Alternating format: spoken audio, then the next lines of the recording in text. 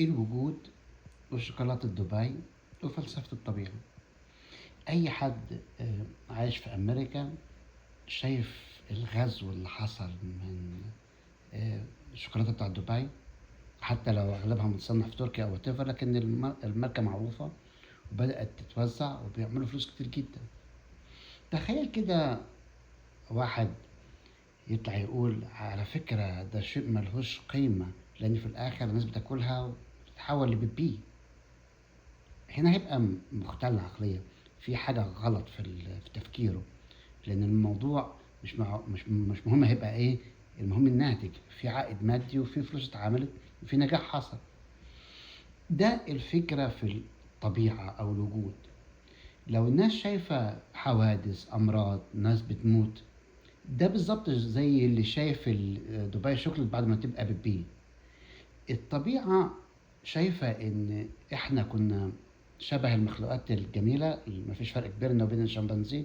بقى عندنا شاكيرا، وبقى عندنا روبي، وبقى عندنا ناس بتاخد نوبل في الكوانتم ميكانيك.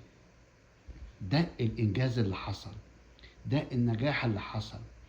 الحاجات التانية سواء أمراض أو موت أو حوادث أو ده مش معناه إن الوجود مشروع فاشل. بالعكس، بالنسبة للطبيعة الموضوع مستحيل يكون فاشل.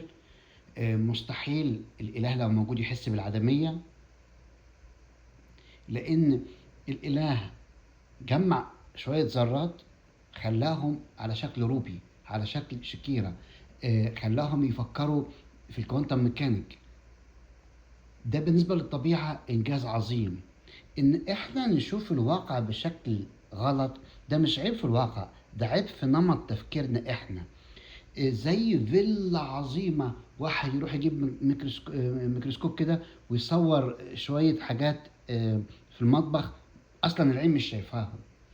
لو شفنا الوجود بشكل عام هنشوف في تقدم بيحصل. الإنسان اللي كان عايش في خيمة دلوقتي بيفكر يعمل فندق في الفضاء، ده تقدم.